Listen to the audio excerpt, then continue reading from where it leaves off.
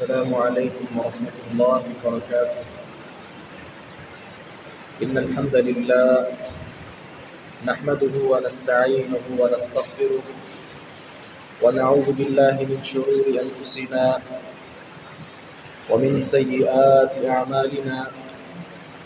من يهده الله فلا مضل له ومن يضلل فلا هادي له، وأشهد أن لا إله إلا الله وحده لا شريك له، وأشهد أن محمدا عبده ورسوله. يا أيها الذين آمنوا اتقوا الله حق تقاته ولا تموتن إلا وأنتم مسلمون. يا أيها الناس اتقوا ربكم الذي خلقكم من نفس واحدة وخلق منها زوجها وبث منهما رجالا كثيرا ونساء، واتقوا الله الذي تساءلون به والأرحام، إن الله كان عليكم رقيبا. يا أيها الذين آمنوا اتقوا الله وقولوا قولا سديدا يصلح لكم أعمالكم ويغفر لكم ذنوبكم، ومن يطع الله ورسوله فقد فاز فوزا عظيما. أما بعد، فإن أصدق الحديث كتاب الله، وأحسن الهدي هدي محمد صلى الله عليه وسلم، وشر الأمور محدثاتها، وكل محدثة بدعة، وكل بدعة ضلالة، وكل ضلالة في النار. أعوذ بالله السميع العليم من الشيطان الرجيم، من همزه ونفخه ونفثه. بسم الله الرحمن الرحيم. قاف والقرآن المجيد، بل عجبوا أن جاءهم منذر منهم فقال الكافرون هذا شيء عجيب، أإذا متنا وكنا ترابا ذلك رجع بعيد. قد علمنا ما تنقص الأرض منهم وعندنا كتاب حفيظ، بل كذبوا بالحق لما جاءهم فهم في أمر مريج. أفلم ينظروا إلى السماء فوقهم كيف بنيناها وزيناها وما لها من فروج، والأرض مددناها وألقينا فيها رواسي وأنبتنا فيها من كل زوج بهيج، تبصرة وذكرى لكل عبد منيب. ونزلنا من السماء ماء مباركا فأنبتنا به جنات وحب الحصيد، والنخل باسقات لها طلع نضيد، رزقا للعباد وأحيينا به بلدة ميتا كذلك الخروج. كذبت قبلهم قوم نوح وأصحاب الرس وثمود وعاد وفرعون وإخوان لوط وأصحاب الأيكة وقوم تبع، كل كذب الرسل فحق وعيد. أفعينا بالخلق الأول بل هم في لبس من خلق جديد. ولقد خلقنا الإنسان ونعلم ما توسوس به نفسه ونحن أقرب إليه من حبل الوريد. إذ يتلقى المتلقيان عن اليمين وعن الشمال قعيد، ما يلفظ من قول إلا لديه رقيب عتيد. وجاءت سكرة الموت بالحق، ذلك ما كنت منه تحيد. ونفخ في الصور، ذلك يوم الوعيد. وجاءت كل نفس معها سائق وشهيد. لقد كنت في غفلة من هذا فكشفنا عنك غطاءك فبصرك اليوم حديد. وقال قرينه هذا ما لدي عتيد. ألقيا في جهنم كل كفار عنيد.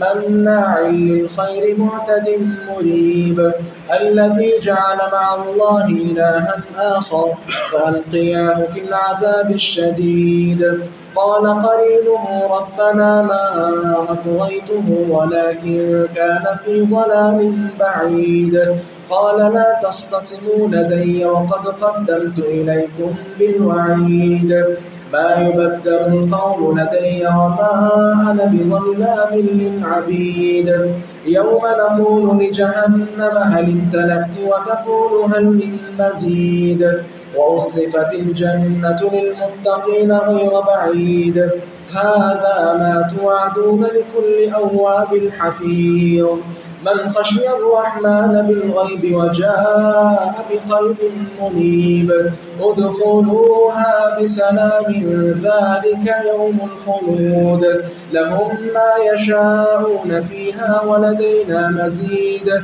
وكم أهلكنا قبلهم من قرن هم أشد منهم بطشا فنقبوا في البلاد هل من محيص إن في ذلك لذكرى لمن كان له قلب أو ألقى السمع وهو شهيد ولقد خلقنا السماوات والأرض وما بينهما في 6 أيام وما مسنا من لغوب فاصبر على ما يقولون وسبح بحمد ربك قبل طلوع الشمس وقبل الغروب ومن الليل فسبحه وأدبار السجود واستمع يوم ينادي المناد من مكان قريب يوم يسمعون الصيحة بالحق ذلك يوم الخروج إنا نحن نحيي ونميت وإلينا المصير يوم تشقق الأرض عنهم سراعا ذلك حشر علينا يسير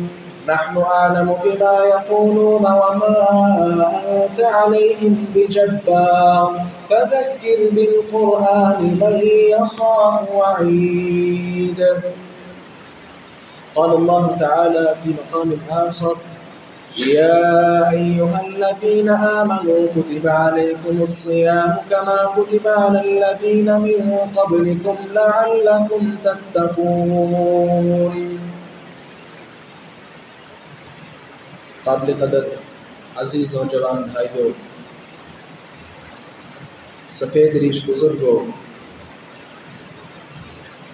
عفت و حیا کی چادر میں لپٹی ہوئی معززات ماؤں اور بہنوں رمضان المبارک کی آمد ہو چکی ہے یہ ماہ مقدس اپنی بہار لے کر آ چکا ہے ہزاروں رحمتوں اور برکتوں کا مہینہ اس وقت ہم پہ سایہ فکر ہے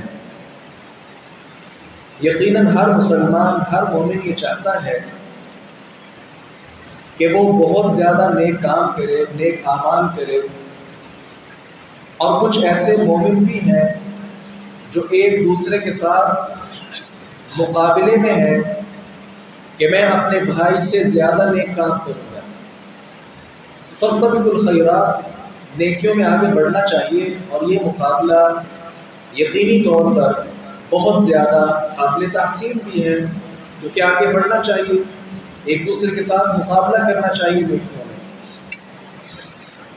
آج کے خطبہ جمعہ میں اس بات کی طرف اشارہ کرنا چاہ رہا ہوں کہ یہ ماہ مقدس مبارک مہینہ آ چکا ہے ہماری زندگی میں سب سے پہلے تو ہم اللہ کا شکریہ ادا کرتے ہیں کہ جس نے ہماری زندگی میں ایک مرتبہ پھر سے رمضان المبارک کا ایک عظیم مہینہ ہمیں عطا کر دیا ہے اب آتے ہیں اس بات کی طرف کہ ہم اس کو اچھا کیسے گزار سکتے ہیں وہ کون سے ایسے اعمال ہیں کہ جو ہم اس مہینے میں کریں تاکہ یہ مہینہ اچھے انداز کے ساتھ گزر جائے اس کا ہمیں بھی فائدہ ہو اور اس کے ساتھ ساتھ دنیا میں فائدے کے ساتھ آخرت میں فائدہ ہو جس کے ساتھ اللہ تبارک و تعالیٰ کی جنتوں کے ہم مہمان بن جائیں اختصار کے ساتھ چند چیزیں آپ کی گوش گزار کر رہا ہوں سب سے پہلا عمل کیا ہے کہ اس مبارک مہینہ میں روزہ رکھا جائے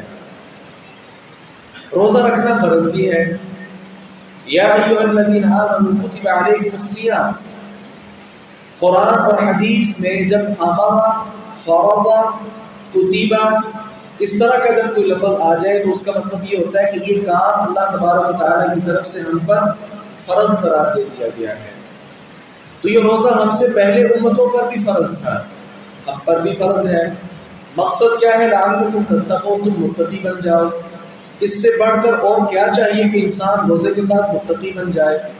اور یہ بھی ہم جانتے ہیں کہ تقویٰ والے جو لوگ ہیں، متقی لوگ ہیں، اللہ تعالیٰ نے جنت ان کے لیے تیار کر کے رکھی ہے۔ ان اعمال کے ساتھ ساتھ میں کوشش کر رہا ہوں کہ فضیلت بھی ذکر کر دو، تاکہ فرضیت کے ساتھ ساتھ فضیلت بھی معلوم ہو جائے اور اس کی اہمیت دو چند ہو جائے۔ ہر کوئی نیک کام کرنے میں ایک دوسرے سے بڑھ چڑھ کر حصہ لے۔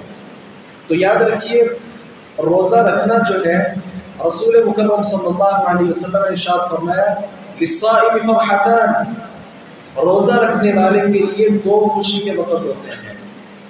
ایک خوشی اسے کب نصیب ہوتی ہے؟ فرحۃ عند فطرہ، جب سارے دن کا وہ بھوکا پیاسا اپنے سامنے افطاری کے وقت افطاری کا سامان دیکھتا ہے، دل ہی دل میں خوش ہو جاتا ہے کہ میری بھوک بھی ختم ہونے والی ہے اور پیاس بھی ختم ہونے والی ہے۔ تو یہ پہلی خوشی اس کو نصیب ہوتی ہے۔ یہ خوشی معمولی سی خوشی ہے۔ اصل خوشی کیا ہے؟ وَفَرْحَةٌ عِنْدَ لِقَاءِ رَبِّهِ، اپنے رب کی ملاقات جب وہ کرے گا اس وقت بھی بہت زیادہ خوش ہوگا۔ صحیح بخاری کی حدیث سے آپ حیران ہوں گے، رسول مکرم صلی اللہ علیہ وسلم نے ارشاد فرمایا جو انسان طمع رکھتا ہے، خواہش رکھتا ہے کہ میں اللہ تبارک و تعالیٰ کے ساتھ ملاقات کروں، اللہ تعالیٰ بھی اس سے ملاقات کرنے کی خواہش رکھتا ہے۔ کتنی عظیم بات ہے۔ اور آگے بڑھیے، دوسری بات یہ ہے کہ انسان جب روزہ رکھتا ہے، چونکہ وہ کچھ کھاتا پیتا نہیں سارا دن، اس کا معدہ بالکل واش ہو جاتا ہے، خالی ہو جاتا ہے، اسی کے ساتھ خالی معدے سے جو ایک ہوا اور بالکل عجیب سی ایک اسمیل آتی ہے، اس کے متعلق یہ یاد رکھیے، رسول مکرم صلی اللہ علیہ وسلم نے ارشاد فرمایا والذی نفس محمد بیدہ، اس ذات کی قسم جس کے ہاتھ میں محمد کی جان ہے صلی اللہ علیہ وسلم، لخلوف فم الصائم اطیب عند اللہ یوم القیامۃ من ریح المسک، قیامت کے دن اللہ کے ہاں روزے دار کے معدے سے، چہرے سے جو اسمیل آتی ہے، وہ بدلی ہوئی ہوا محسوس ہوتی ہے، اللہ کے ہاں وہ کستوری سے زیادہ پاکیزہ ہے۔ اور تیسری یہ فضیلت یاد رکھیں، جو انسان روزہ رکھتا ہے، آپ بیٹے میری طرف متوجہ ہوں، ان کو آپ تھوڑا سا فاصلہ کریں، فاصلے کے ساتھ بیٹھ جائیں۔ جو میں بات کر رہا ہوں آپ نے وہ ساری باتیں انشاءاللہ سن لی، سمجھ آ رہی ہے نا؟ ہاں جی، میں بات کر رہا ہوں، بیٹے اس طرف متوجہ ہوں، میں آپ سے بات کر رہا ہوں۔ ہم یہ جو روزہ رکھتے ہیں، اللہ تبارک و تعالیٰ کہتے ہیں کہ جو آدمی روزہ رکھ کر دعا کرتا ہے میں اس کی دعا کو ضرور قبول کرتا ہوں۔ آدمی نے صبح سے روزہ رکھا افطاری تک، یہ سارا پیریڈ ہے، اس کے اندر آپ جو بھی دعا کریں اللہ تبارک و تعالیٰ دعا کو رد نہیں کرتا، ضرور قبول کرتا ہے۔ اور چوتھی فضیلت کیا ہے؟ انسان پر مختلف قسم کی آزمائشیں آتی ہیں، اور اگر انسان روزہ رکھ لینا ہر قسم کی آزمائشیں انسان سے دور ہو جاتی ہیں، یا یوں سمجھ لیجئے کہ انسان آزمائشوں میں کامیاب ہو جاتا ہے۔ اور پانچویں بات کیا ہے کہ یہ روزہ کل قیامت کے دن اللہ تبارک و تعالیٰ کے ہاں سفارش کرے گا کہ یا اللہ اس کو معاف کر دے۔ کیا ہوگا؟ الصائم والقرآن یشفعان للعبد، روزہ اور قرآن اللہ کے ہاں انسان کی سفارش کریں گے۔ روزہ پتہ کیا کہے گا؟ یا اللہ کھانا پینا حلال تھا، بیوی کے پاس جانا حلال تھا، لیکن یہ انسان میری وجہ سے حلال چیز سے باز آ گیا، اس نے کھانا پینا نہیں کھایا، اپنی بیوی کے پاس نہیں گیا، یہ ساری چیزیں جائز تھیں، لیکن میری وجہ سے اس نے یہ کام نہیں کیا، یا اللہ آج اس کو معاف کر دے، اللہ تعالیٰ معاف کر دے گا۔ اور چھٹی بات کیا ہے؟ من صام رمضان ایمانا واحتسابا غفر له ما تقدم من ذنبه، جو آدمی ایمان کے ساتھ اور اجر کی امید رکھتے ہوئے روزہ رکھتا ہے، اللہ تعالیٰ اس کے سابقہ سارے گناہ معاف کر دیتا ہے۔ اور ساتویں بات کیا ہے؟ آدمی جب میدان جہاد میں ہوتا ہے نا، اس کے پاس زرہ ہوتی ہے، اسی طرح ایک لوہے کی ڈھال ہوتی ہے جو اپنے جسم پر رکھ لیتا ہے، دشمن کا وار اس تک نہیں پہنچ سکتا، اس کے جسم تک نہیں پہنچ سکتا۔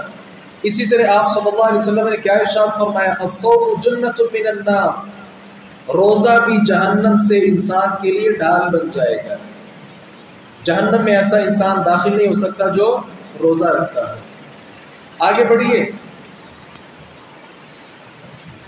مختلف اعمال جو ہیں اللہ تعالیٰ نے ان کی فضیلت بیان کر دی ہے، لیکن فرضی روزے کا کیا اجر ہے اللہ تعالیٰ نے نہیں بتایا۔ الصوم لی وانا اجزی بہ، روزہ چونکہ میرے لیے رکھا جاتا ہے، بندے اس کا اجر بھی میں ہی دوں گا۔ اس کو یوں سمجھ لیجیے، اگر ہم کسی کے پاس ملازمت کے لیے جائیں اور وہ ہمارا باس ہمیں پتہ کیا کہے، یار پیسوں کا معاملہ آپ مجھ پہ چھوڑ دو، اس کا مطلب کیا ہوتا ہے کہ ہمارا باس، ہمارا مالک ہماری سوچ سے بڑھ کر ہم کو پیسہ دے گا۔ یہ تو دنیا کی مثال ہے، لیس کمثلہ شیء، اللہ تعالیٰ کی تو مثال بندوں کے ساتھ بنتی نہیں ہے۔ جو انسان اللہ کا مہمان بن جائے، میزبان اللہ تبارک و تعالیٰ ہو، اس کو کیا کچھ دے گا انسان تصور بھی نہیں کر سکتا۔ تھوڑا اور آگے بڑھیے، آپ صلی اللہ علیہ وسلم نے ارشاد فرمایا جو آدمی نفلی روزہ رکھتا ہے، ایک نفلی روزہ رکھتا ہے، بعد اللہ وجہہ عن النار 70 خریفا، جو انسان ایک نفلی روزہ رکھے اللہ تعالیٰ اس کے چہرے کو جہنم سے 70 سال کی مسافت دور کر دیتا ہے۔ یہ تو ایک نفلی روزے کا اجر ہے، فرضی روزے کا اجر کیا ہوگا؟ آگے بڑھیے، یہ پہلا کام ہے جو ہم نے انشاءاللہ کرنا ہے، روزہ خود بھی رکھنا ہے اور اپنے بچوں کو بھی رکھوانا ہے۔ یہ بات چھوڑ دیجئے، بھلا دیجئے، یہ غلط سوچ ہے کہ بچے ویک ہو جائیں گے، ویکنس ہو جائے گی ان کو، نہیں۔ شریعت نے کبھی بھی انسان کی جو ذات ہے، اس کی صحت ہے، اس کا برا نہیں سوچا۔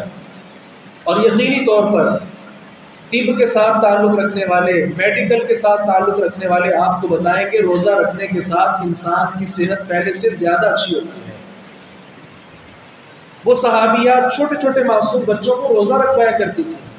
اس بات کو میری مائیں مجھ سے زیادہ سمجھیں گی، توجہ کیجئے گا۔ وہ کتنے چھوٹے بچے ہوتے تھے، صحابیات کہتی ہیں ہم روزہ رکھواتے، جب بھوک کی وجہ سے وہ بچے نڈال ہوتے، ہم اس کو کھلونا پکڑا دیتی، وہ کھلونے کے ساتھ کھیلتا رہتا، روزے کا افطاری کا وقت آ جاتا۔ وہ کتنے چھوٹے چھوٹے بچے ہوں گے کہ کھلونے کے ساتھ سارے کا سارا دن اس کا گزر جاتا۔ اس بات کا اندازہ شاید ہم سے زیادہ ہماری مائیں اور بہنیں لگا سکتی ہیں، جن کا بچوں کے ساتھ صبح سے شام تک ایک خاص ریلیشن ہوتا ہے۔ تو گویا بچوں کو بھی روزہ رکھوائیے اور ابھی سے ہی عبادات کی عادت ڈالیے۔ دوسری بات کیا ہے؟ دوسرا عمل یہ ہے، نماز تراویح کا اہتمام کیجئے۔ ہاں یاد رکھیے، ماہ رمضان میں دوسرا خاص عمل صلاۃ اللیل، نماز تراویح کا ہے۔ کوشش کیجئے روزانہ صلاۃ اللیل پڑھیے، نماز تراویح پڑھیے۔ اس کی فضیلت میں بھی بے شمار قرآن کریم کی آیات اور احادیث موجود ہیں۔ والذین یبیتون لربہم سجدا وقیاما، اہل ایمان کون ہوتے ہیں؟ جو رات کو اللہ کے لیے سجدے کرتے ہیں اور قیام کے اندر راتیں بسر کر دیتے ہیں۔ اسی طرح من قام رمضان ایمانا واحتسابا غفر له ما تقدم من ذنبہ، رمضان کا جس نے قیام کیا ایمان اور اجر کی امید رکھتے ہوئے، اللہ تعالیٰ سابقہ سارے گزشتہ سارے اس کے گناہوں کو معاف کر دیتا ہے۔ پھر یہ جو رات کی نماز ہے نا، یہ انسان کے دل کو مضبوط کر دیتی ہے۔ کتنے ہی ہم میں سے لوگ ایسے ہیں جو ما فی الضمیر کا اظہار نہیں کر سکتے، بات کو اچھے انداز کے ساتھ واضح نہیں کر سکتے، اس کی وضاحت نہیں کر سکتے، اپنی بات کو ایکسپلین نہیں کر سکتے، لیکن جو آدمی تہجد گزار ہے ان ناشئۃ اللیل ہی اشد وقوا واقوم قیلا، اللہ تعالیٰ فرماتے ہیں یہ جو رات کے وقت بیدار ہونا ہے اس کے ساتھ کیا ہوتا ہے، یہ اشد وقع، روندنے کے اعتبار سے یہ سب سے زیادہ اچھی چیز ہے، اور اسی کے ساتھ کیا فرمایا واقوم قیلا، بات کی درستگی کے اعتبار سے یہ بڑی مفید چیز ہے۔ اس کے ساتھ ساتھ یہ یاد رکھیں افضل الصلاۃ بعد الفریضہ صلاۃ اللیل، فرض نماز کے بعد سب سے زیادہ فضیلت والی نماز کون سی ہے؟ رات کی نماز۔ تھوڑا اور آگے بڑھیے، اور رسول اللہ صلی اللہ علیہ وسلم نماز کیسے پڑھتے تھے رات کی؟ امی جان سے سوال کیجئے، کیا فرماتی ہیں؟ ان النبی صلی اللہ علیہ وسلم كان يقوم من اللیل حتى تتفطر قدماه، نبی مکرم صلی اللہ علیہ وسلم رات کا قیام کرتے، تہجد پڑھتے، تراویح پڑھتے، اس قدر کیفیت آپ کی ہوتی حتى تتفطر قدماه، پیارے پیغمبر صلی اللہ علیہ وسلم کے قدم مبارک سوج جایا کرتے تھے۔ امی جان نے سوال کر لیا آپ ایسا کیوں کرتے ہیں؟ لم تصنع هذا، لما تصنع هذا، آپ ایسا کیوں کرتے ہیں اللہ کے رسول؟ وقد غفر اللہ لك ما تقدم من ذنبك وما تأخر، آپ کے اگلے پچھلے ہر قسم کے تسامحات اللہ تعالیٰ نے معاف کر دی ہیں، پھر عبادت کیوں کرتے ہیں؟ آپ صلی اللہ علیہ وسلم نے کیا جواب دیا؟ سونے نہیں، ہیرے اور جواہرات کے ساتھ لکھنے والا ہے۔ کیا فرمایا؟ افلا احب ان اکون عبدا شکورا، جس رب نے مجھ پر اتنے احسانات کیے، اگلے پچھلے سارے کے سارے تسامحات میرے معاف کر دیے، تو کیا میں اس کا شکر گزار بندہ نہ بن جاؤں؟ رسول مکرم صلی اللہ علیہ وسلم جن کا کوئی گناہ تھا ہی نہیں، وہ کتنی عبادت کر رہے ہیں کہ پاؤں مبارک میں برف آ جاتا، سوج جاتے۔ یہ ہمارے لیے لمحہ فکریہ ہے کہ ہم صبح سے شام تک کتنے گناہ کرتے ہیں، ہم خود بھی شمار نہیں کر سکتے آج میں نے کتنے گناہ کیے ہیں۔ ہمیں تو اس سے بھی زیادہ ضرورت ہے کہ ہم رات کے وقت اللہ تعالیٰ کے سامنے سجدہ ریز ہو جائیں۔ اور تیسرا عمل کیا ہے؟ رمضان میں کثرت کے ساتھ صدقہ خیرات کیجئے۔ یہ صدقہ خیرات رسول اللہ صلی اللہ علیہ وسلم کے بارے آتا ہے، اجود الناس، تمام لوگوں میں سب سے زیادہ سخی اگر کوئی تھے تو وہ اللہ کے رسول صلی اللہ علیہ وسلم تھے۔ آپ کتنا خرچ کرتے تھے ہم سوچ نہیں سکتے۔ وہ حدیثیں بھی آپ جانتے ہیں کہ مہینہ گزر جاتا آپ صلی اللہ علیہ وسلم کے گھر میں چولہا نہیں جلا کرتا تھا، اتنی غربت بھی تھی۔ لیکن دوسری طرف آپ کی سخاوت دیکھیے، عبداللہ ابن عباس رضی اللہ عنہما بیان کرتے ہیں آپ صلی اللہ علیہ وسلم قال رسول اللہ صلی اللہ علیہ وسلم اجود بالخیر من الريح المرسلہ، یہ تیز آندھی جو چلتی ہے اس طرح آپ صلی اللہ علیہ وسلم تیزی کے ساتھ صدقہ خیرات کرتے تھے۔ جس طرح تیز آندھی چلتی نہیں پتہ چلتا ہوا کہاں سے آئی کہاں سے گئی، ایسے آپ صلی اللہ علیہ وسلم اپنا مال نچھاور کرتے اور صدقہ خیرات کیے جاتے۔ یہ ہیں وہ نبی جن کا ہم نے کلمہ پڑھا ہے۔ ایک آدمی آپ صلی اللہ علیہ وسلم کے پاس آ کر مطالبہ کرتا ہے، آپ نے کیا کہا؟ یہ پہاڑ اور یہ پہاڑ، کہا اس کے درمیان جتنی بکریاں ہیں لے جاؤ۔ وہ کہنے لگا ساری لے جاؤ، آپ نے فرمایا ساری لے جاؤ۔ وہ فوراً بھاگا اپنی قوم کے پاس گیا، کیا کہتا ہے؟ یا قوم اسلموا فإن محمدا يعطي عطاء لا يخاف الفقر، لوگوں مسلمان ہو جاؤ، یہ مسلمانوں کا نبی صلی اللہ علیہ وسلم اتنا خرچ کرتا ہے، اتنا خرچ کرتا ہے کہ پھر اس کو فقیری کا ڈر نہیں ہوتا۔ وہ سارے کے سارے لوگ مسلمان ہو گئے، بنیاد کیا بنی؟ خرچ کرنا۔ خرچ کیجئے، کثرت کے ساتھ خرچ کیجئے، اپنے ہاتھ کے ساتھ خرچ کیجئے۔ ہاں، معذور لوگ جو ہیں ان کا سہارا بنیے، ایسے لوگوں کی خبرگیری کیجئے، بے لباس جو ہیں ان کو لباس پہنائیے، بھوکے جو ہیں ان کو غلہ فراہم کیجئے، بیمار جو ہیں ان کا علاج معالجہ کروائیے، یتیم اور بیواؤں کے سر پر ہاتھ رکھیے، مقروض جو ہیں ان کا ساتھ دیجئے، اور اس قسم کے جتنے احباب ہیں ان کا خیال رکھیے، عرش والا آپ کا خیال کرے گا۔ رسول اللہ صلی اللہ علیہ وسلم نے ارشاد فرمایا الید العلیٰ خیر من الید السفلیٰ، اوپر والا ہاتھ نیچے والے ہاتھ سے بہتر ہے، لہذا اوپر والا ہاتھ افضل ہوا، نیچے والا ہاتھ مفضول ہوا۔ کوشش کیجئے کہ افضل لوگوں میں اپنا شمار کروائیے۔ اور دوسری بات آپ نے کیا فرمایا، اگر کوئی دنیا میں 1 روپیہ اللہ کے راستے میں خرچ کرتا ہے، کل کلا اللہ کے ہاں 700 روپے اللہ تبارک و تعالیٰ اس کا اجر اس کو عطا کرے گا۔ واللہ یضاعف لمن یشاء، اس سے اللہ تعالیٰ بڑھانا چاہے بڑھا سکتا ہے۔ 7 لاکھ کا اس کو اجر دے دے گا، 7 کروڑ روپیہ خرچ کرنے کا اجر، 7 ارب 7 خرب، ہم سوچ بھی نہیں سکتے یہ گنتی کہاں تک جاتی ہے۔ اس سے بھی بڑھ کر اللہ تبارک و تعالیٰ انسان کو نواز دے گا۔ اور پھر یہ یاد رکھیے، الصدقۃ تطفئ الخطیئہ، صدقہ جو ہوتا ہے یہ گناہوں کو مٹا دیتا ہے۔ کیسے مٹا دیتا ہے؟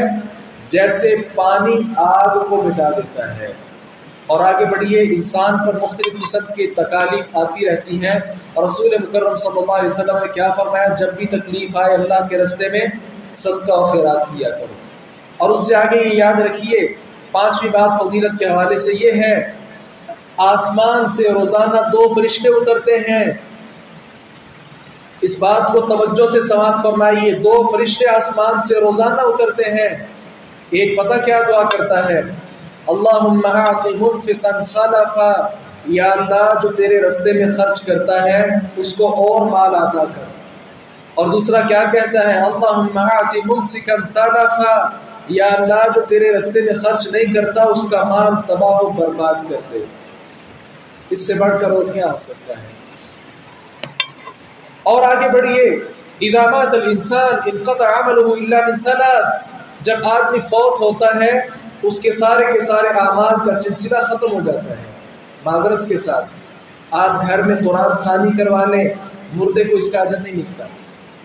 آپ مولوی صاحب کو بلا کر ہزاروں روپیہ مولوی صاحب پر قربان کر دیں، اس کی جیب گرم کر دیں، ایک نیکی بھی میت تک نہیں پہنچتی ہے۔ رسول اللہ صلی اللہ علیہ وسلم نے فرما دیا، جب انسان فوت ہو جاتا ہے اس کا ہر قسم کا عمل ختم ہو جاتا ہے، 3 قسم کے عمل جاری رہتے ہیں۔ اس کو بھی اچھے سے یاد رکھ لیجئے، 3 قسم کے عمل۔ ایک صدقہ جاریہ ہے، اگر کوئی آدمی اللہ کا گھر تعمیر کر دیتا ہے، جب تک لوگ اللہ کے گھر میں آ کر نمازیں پڑھیں گے اس قبر کے اندر پڑے ہوئے انسان کو برابر کا اللہ تعالیٰ دیتا رہے گا۔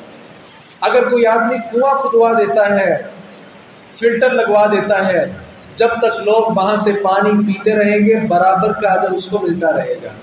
اور دوسری بات آپ نے کیا فرمائی، آدمی عالم تھا، اس نے تقریر کی، واعظ کیا، نصیحت کی، اپنے شاگردوں کو تیار کیا، علم کی بات آگے پھیلائی، جب تک لوگ اس علم کی بات پر عمل کرتے رہیں گے میت کو اجر ملتا رہے گا۔ اور تیسری اور آخری بات کیا ہے، آدمی نے ایسی اولاد چھوڑی جو نیک اولاد تھی، دیندار اپنی اولاد کو بنایا، وہ جب بھی اولاد اپنے والد کے لیے ہاتھ بلند کرتی ہے دعا کے لیے، اللہ تبارک و تعالیٰ ان کی دعا کو ان کے والد کے حق میں قبول کرتا ہے اور اس کو نیکی اور اجر ملتا رہتا ہے۔ اس کے علاوہ یاد رکھیے، ہمارے ہاں جو صورتیں ہیں ایصال ثواب کی، اس میں سے ایک اجر بھی، ایک نیکی بھی میت تک نہیں پہنچتی ہے۔ اور آگے بڑھیے، صدقہ کے حوالے سے یہ بات یاد رکھیں، کل امرئ فی ظل صدقتہ حتی یفصل بین الناس، کل قیامت کے دن جب سورج سوا نیزے کے فاصلے پر ہوگا، جس نے جتنا دنیا میں صدقہ کیا ہوگا صدقہ اتنا اس کے اوپر سایہ کیے ہوئے ہوگا۔ یہ صدقہ آج کثرت کے ساتھ کریے تاکہ کل قیامت کے دن یہ صدقہ ہمارے اوپر سائبان بن جائے۔ اور چوتھا کام کیا کرنا ہے، یہ ماہ رمضان چونکہ ماہ قرآن ہے، اس کے اندر قرآن کریم نازل ہوا، لہذا کثرت کے ساتھ قرآن کریم کی تلاوت کیجیے۔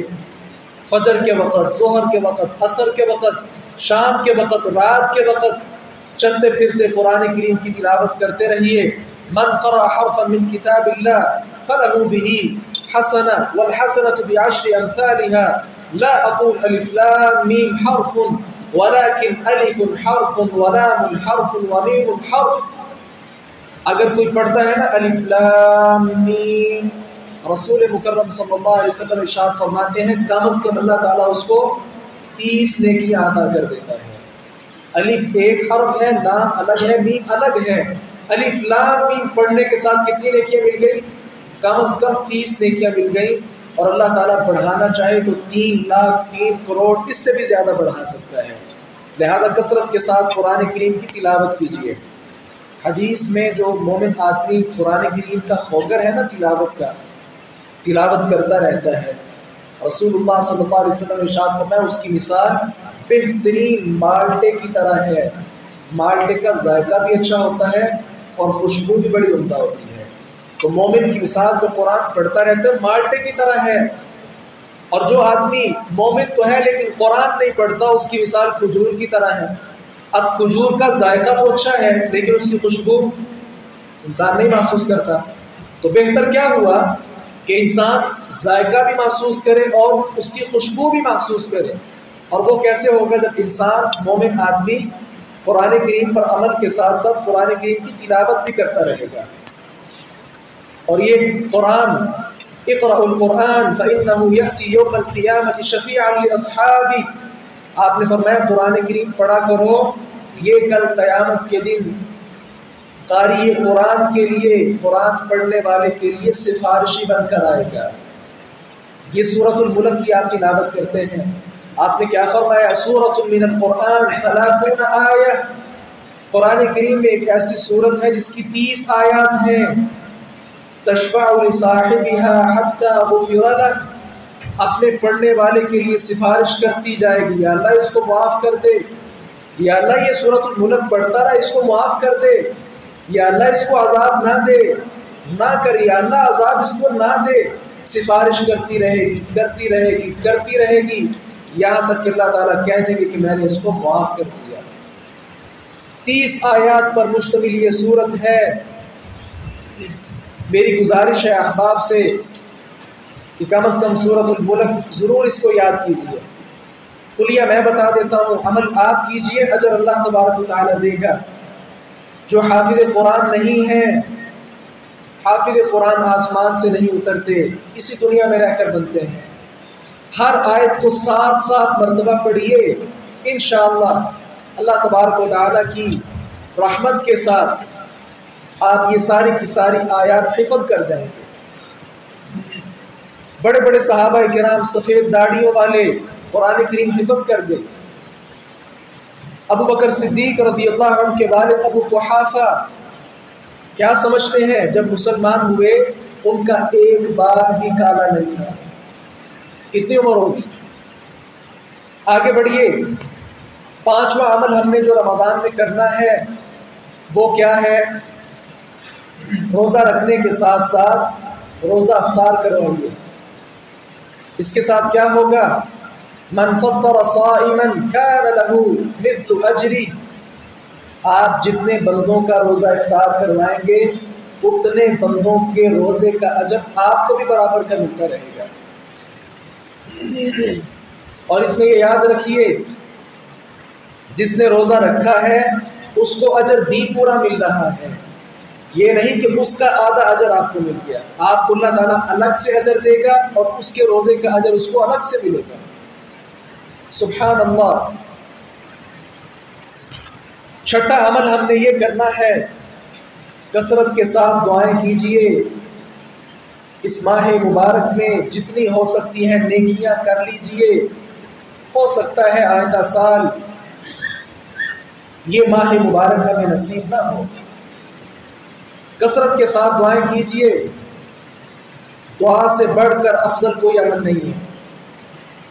لیس شیء اکرم علی اللہ سبحانہ من الدعاء، دعا سے بڑھ کر اللہ تعالیٰ کے ہاں کوئی چیز بھی معزز نہیں۔ ہم نماز پڑھتے ہیں، اس کے اندر کیا ہے؟ دعا۔ روزہ رکھتے ہیں، روزے کی حالت میں بھی ہم دعائیں کرتے ہیں۔ حج کرتے ہیں، حج کے دوران ہم دعائیں کرتے ہیں۔ الدعاء هو العبادہ، آپ نے کیا فرمایا؟ دعا یہ اصل عبادت ہے۔ اور آگے بڑھیے، دعا کے 3 فوائد آپ صلی اللہ علیہ وسلم نے بیان فرمائے ہیں۔ اس کو خلاصتاً یوں سمجھیے، کتنی ہی بار ایسا ہوتا ہے کہ لوگ دعا کرتے ہیں لیکن شکوہ کرتے ہیں کہ میں 1 سال سے اللہ سے یہ دعا مانگ رہا ہوں، اللہ نے قبول ہی نہیں کی، اللہ تعالیٰ میری بات سنتا ہی نہیں ہے۔ مایوسی کفر ہے، مایوس نہ ہوئیے۔ آپ جو دعا کرتے ہیں اللہ تبارک و تعالیٰ اس کا اجر آپ کو دے دیتا ہے۔ اس دعا کو قبول کرنا یا نہ کرنا یہ مالک کا کام ہے۔ ہم اللہ تعالیٰ سے دعا کر کے اللہ کو حکم تو نہیں دے رہے، بلکہ گزارش کر رہے ہیں۔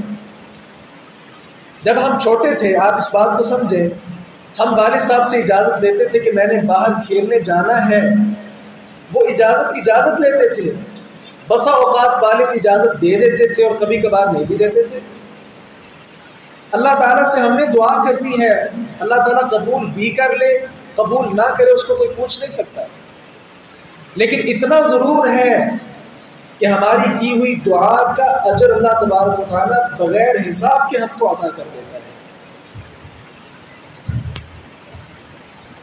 جب انسان اپنے ہاتھ آسمان کی طرف بلند کرتا ہے نا دعا کے لیے، رسول اللہ صلی اللہ علیہ وسلم ارشاد فرماتے ہیں یہ آسمان کی طرف اٹھائے ہوئے ہاتھ اللہ تعالیٰ کہتا ہے کہ یہ خالی واپس لوٹاتے ہوئے مجھے شرم آتی ہے۔ اللہ کو شرم آتی ہے خالی ہاتھ واپس لوٹاتے ہوئے، لیکن ہمیں شرم آتی ہے یہ ہاتھ اوپر بلند کرتے ہوئے۔ نہیں عزیز بھائی، یہ شرم نہ کیجئے، کثرت کے ساتھ اللہ تعالیٰ سے مانگیے۔ ہم میں سے کچھ لوگ ایسے ہیں کہ جو دعا کے قائل نہیں ہیں، کہتے ہیں یار مجھے اللہ نے بیٹے بھی دے دیے، بیٹیاں بھی دے دی، اچھا گھر بھی دے دیا، مکان بھی دے دیا، گاڑی بھی دے دی، سب کچھ دے دیا، اب میں کیا مانگوں اللہ سے؟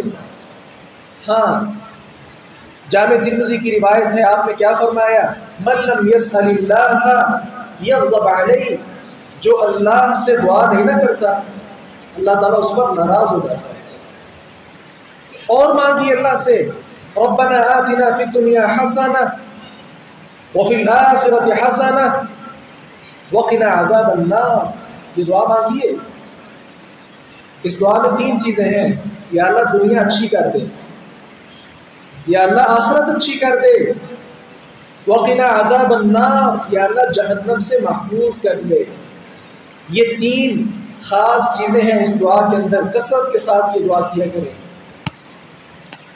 اللہ تعالیٰ فرماتے ہیں لو ان اولکم وآخرکم وانسکم وجنکم، لوگوں آپ سارے مل کر آ جاؤ، تمہارے پہلے بھی آ جائیں، پچھلے بھی آ جائیں، جن بھی آ جائیں، انسان بھی آ جائیں، سارے آ جائیں، سارے مجھ سے مانگنا شروع کر دیں، میں سب کو دیتا جاؤں، سب کو دیتا جاؤں۔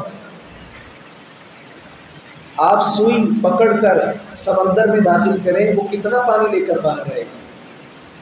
اللہ تعالیٰ نے فرمایا میرے خزانوں میں سے کتنی کمی ہوتی ہے، میں سب کو نواز دوں، پھر بھی میری رحمتوں برکتوں کا جو سمندر ہے وہ ٹھاٹھے مارتا ہی رہتا ہے۔ تو جب اتنا کچھ اللہ تعالیٰ کے پاس ہے تو ہم مانگتے ہوئے شرماتے کیوں ہیں؟ مانگیے نا، کثرت کے ساتھ مانگیے، اللہ فلاں چیز بھی دے دے، ہاں صرف دنیا نہ مانگے۔ اللہ تعالیٰ فرماتے ہیں سورۃ البقرہ میں، جو آدمی ہم سے دنیا مانگتے ہیں ہم دے دیتے ہیں، جو اچھا کاروبار مانگتے ہیں ہم دے دیتے ہیں، لیکن جو صرف دنیا مانگتا ہے اللہ تعالیٰ فرماتے ہیں پھر ہم اس کو آخرت نہیں دیتے۔ اس لیے دونوں چیزیں مانگیں، دنیا بھی اچھی اور آخرت بھی اچھی۔ 7واں کام ہم نے کیا کرنا ہے؟ کثرت کے ساتھ اللہ کو یاد کیجئے۔ ان ایام کو قوالیاں سن کر، نعتیں سن کر نہیں، اللہ کا ذکر کیجئے، خود ذکر کیجئے۔ یہ قوالیاں نہ سنیے جن کے اندر ڈم ڈم ہوتا ہے، ڈھول ڈمکے کی آواز ہوتی ہے،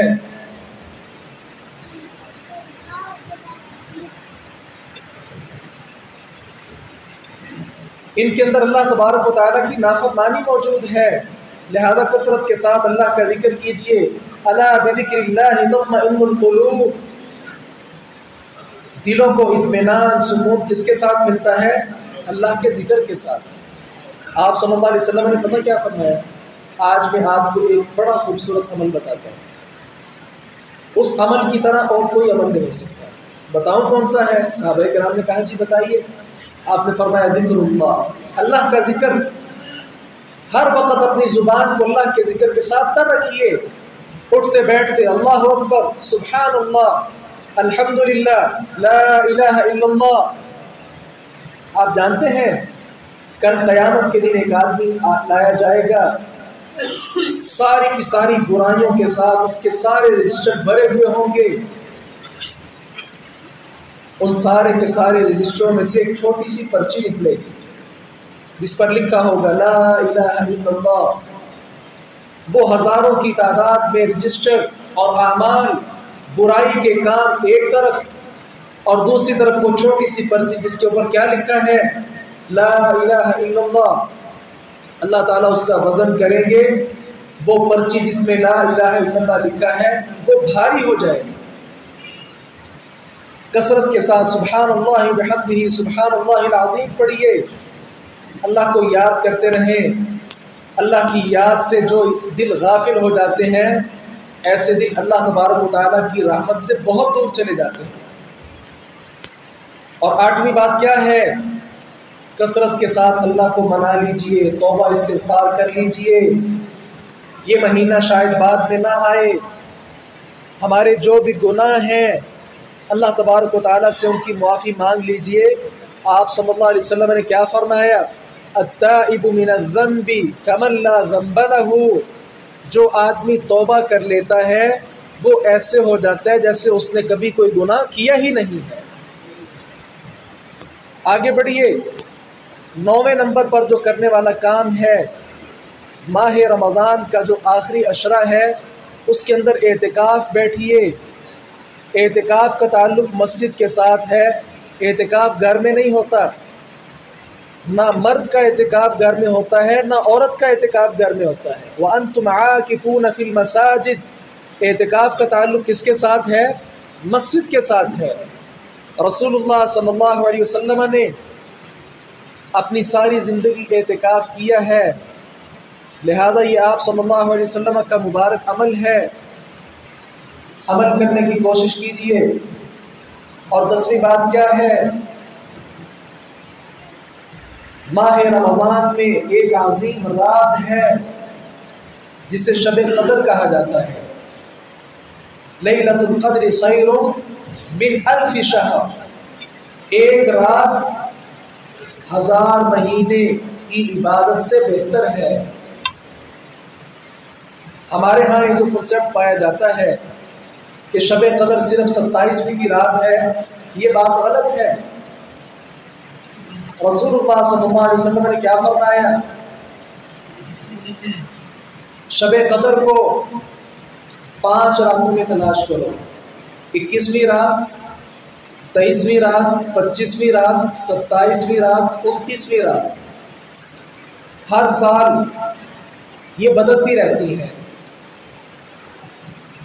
لہذا آخری عشرہ جو ہے اس میں آپ صلی اللہ علیہ وسلم کثرت کے ساتھ اللہ تعالیٰ کی عبادت کیا کرتے تھے.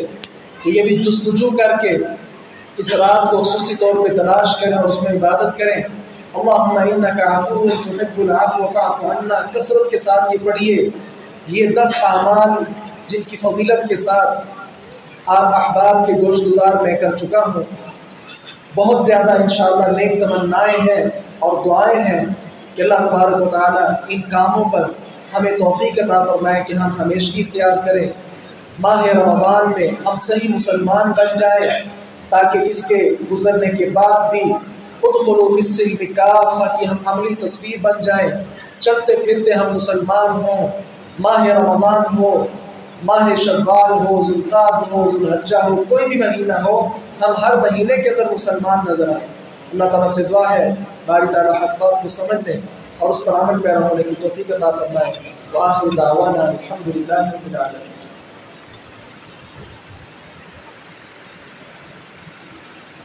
ان الحمد لله نحمده ونستعينه ونستغفره ونعوذ بالله من شرور انفسنا ومن سيئات اعمالنا.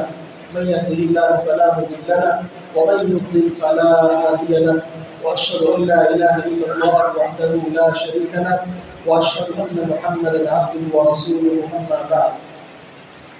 10 نیک اعمال کا جو میں نے ذکر کیا ہے، اس کے ساتھ ساتھ جو ایسے کام ہیں جن کے ساتھ یہ 10 کام ہم نہیں کر سکتے، وہ سارے کے سارے کام چھوڑ دینے چاہیے.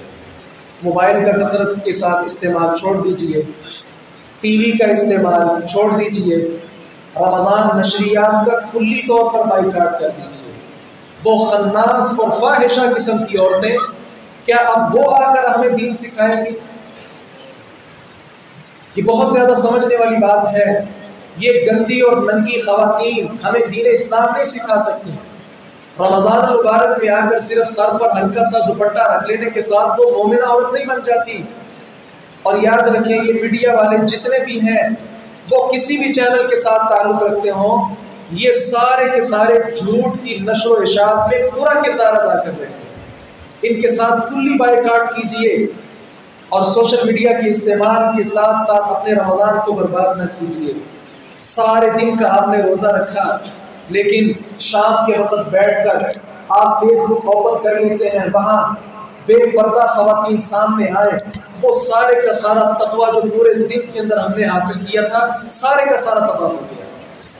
اس لیے اس سے خود بھی بچیے، اپنی اولاد کو بھی بچائیے۔ کئی لوگ روزہ گزارنے کے لیے گیمیں کھیل رہے ہیں، حرام ہے۔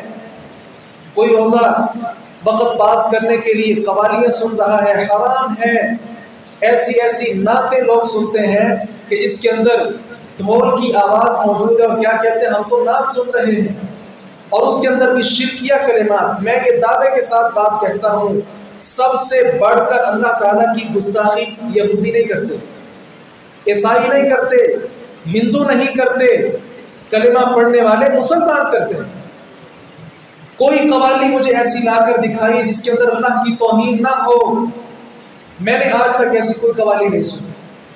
کوئی نعت جو لوگ اکثر پڑھتے ہیں، ایسے ایسے لوگ جن کے چہرے پر سنت رسول نہیں، کیا انہوں نے آپ صلی اللہ علیہ وسلم کی تعریف بیان کرنی ہے؟ اپنا وقت ضائع نہ کیجیے، یہ وقت بہت محدود ہے۔ یہ رمضان شاید بعد میں نہ آئے، اس کو قیمتی ابھی سے ہی بنا لیں۔ یہ نہیں کہ رمضان کا ایک دن رہ جائے اور اس وقت ہم اپنا لائحہ عمل طے کریں۔ آج سے ہی شروع کیجیے اور ہر قسم کے جو برائی کے کام ہیں اس سے اجتناب کرنے کی کوشش کیجیے۔ اپنے آپ کو بھی بچائیے، گھر والوں کو بھی بچائیے۔ اللہ تعالیٰ سے دعائیں بھی کیجیے، باری تعالیٰ ہمیں صحیح معنوں میں سچا اور پکا مسلمان بنا دے۔ دعا فرمائے جتنے اہل اسلام بیمار ہیں، اللہ تعالیٰ سب بیماروں کو صحت کاملہ عاجلہ نصیب فرمائے۔ جتنے اہل اسلام پریشان ہیں، اللہ تعالیٰ ہر قسم کی پریشانیاں دور فرمائے۔ جتنے اہل اسلام بے اولاد ہیں، اللہ تعالیٰ سب کو نیک صالحہ اولاد عطا فرمائے۔ اولاد والوں کی اولاد کو اللہ تعالیٰ ان کی آنکھوں کی ٹھنڈک بنا دے۔ سبحان ربک رب العزت عما یصفون۔